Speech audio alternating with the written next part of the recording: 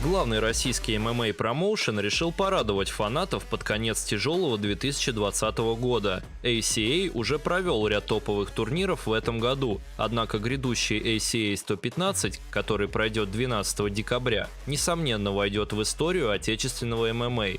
Мейн-ивент турнира обещает стать боем года в России. Один из самых ярких представителей российской ММА-сцены, Магомед Исмаилов, в этот день сразится с одним из самых скандальных бойцов – уральским Халком Иваном Штырковым. Давайте сравним бойцов и их навыки, а в конце ролика сделаем прогноз на этот поединок. Магомед Исмаилов.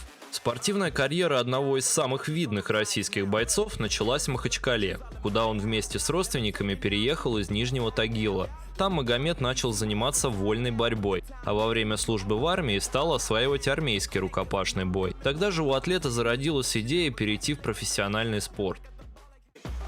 В особенности бойца привлекали смешанные единоборства, а дебютный поединок с участием Исмаилова прошел 5 марта 2011 года, когда он на турнире М1 Challenge 23 одолел Максима Булахтина путем удушения сзади.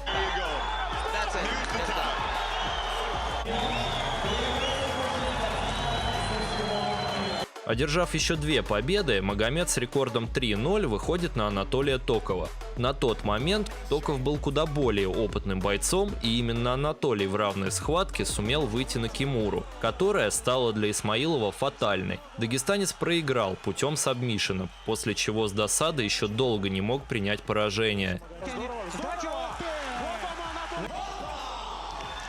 Уверенно закрыв неудачный результат битвы с будущим топом Беллатор, Магомед провел ряд убедительных схваток, прежде чем вышел против Ксавье Фупа-Покама под эгидой региональной французской лиги. Исмаилов вел бой против малоизвестного атлета, однако решением судейской коллегии стала неожиданная победа француза, что также неодобрительно было воспринято Исмаиловым. В дальнейшем Магомед стал все чаще и больше развиваться в плане медийной составляющей. Ныне он завсегдатай различных спортивных шоу, часто дает интервью популярным каналам и обладает одним из самых известных инстаграм-аккаунтов в российском спорте.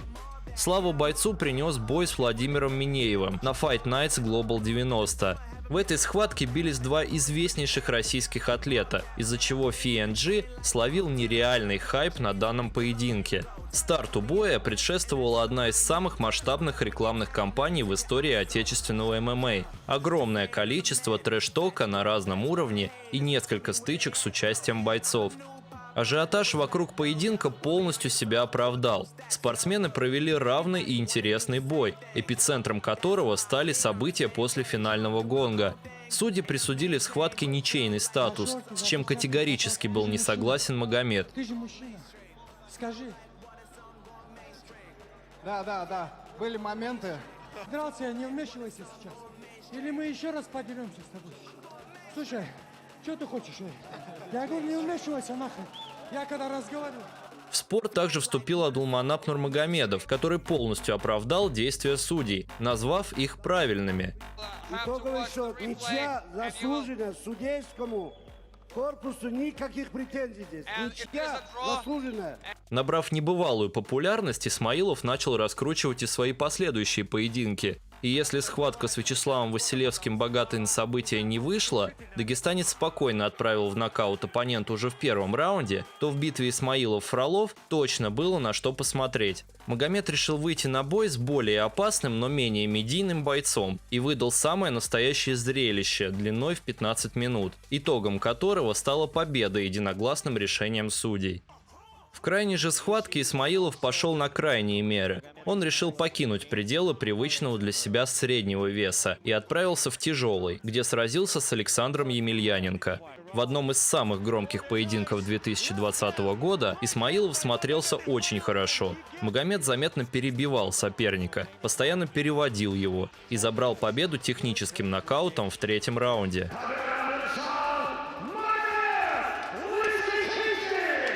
Иван Уральский Халк Штырков. В Екатеринбурге, который стал для Ивана родным городом, он начал посещать секцию по самбо. Добившись бронзовой медали на Кубке мира, боец еще несколько раз сражался в рамках чемпионата страны, после чего в 2015 году полноценно решил перейти в смешанное единоборство. После ряда побед в битвах с посредственной оппозицией Штыркова вывели на Джеффа Монсона. Иван уже на первой минуте боя отправил соперника в нокдаун, а после этого сумел выйти на рычаг локтя. Успех в битве с ветераном вышел скандальным для нашего бойца. Монсон сообщил, что планировал выйти на показательный бой из-за травмы бицепса. Однако Иван не был осведомлен о подобном раскладе. Промоутеры же увидели в бойце небывалый потенциал, после чего против Штыркова все чаще и чаще начали выводить ветеранов, чье имя могло принести доход организациям, под эгидой которых выступал Уральский Халк. Так Иван подряд разбил Антонио Сильву, Рика Родригеса, Родни Уоллеса и Филиппа де Фриса. Постепенно атлет пробовал менять весовые категории, однако результат от этого не менялся. Лишь Жеронимо дос Сантос на RCC-2 смог остановить Штыркова. Их очный бой завершился с ничейным исходом. Ничья.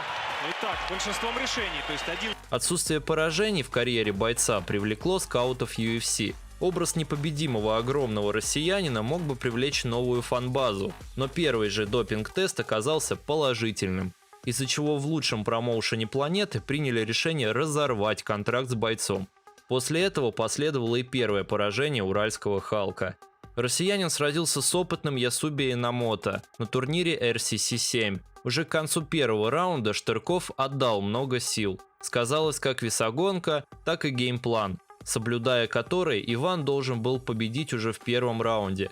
В итоге швейцарец завозил своего соперника во второй пятиминутке и забрал победу сабмишеном. Сравнение бойцов. Переходя к сравнению стилей, стоит отметить, что бойцы являются универсалами в плане подхода к весовой категории. Уже объявлено, что схватка будет проходить в тяжелом весе, что, как выяснилось, для Исмаилова не является проблемой. Мага не только отлично вошел в вес, но и доминировал в битве с признанным ветераном, который явно мог бы составить конкуренцию тому же Штыркову. В плане ударной техники Магомед явно прогрессирует.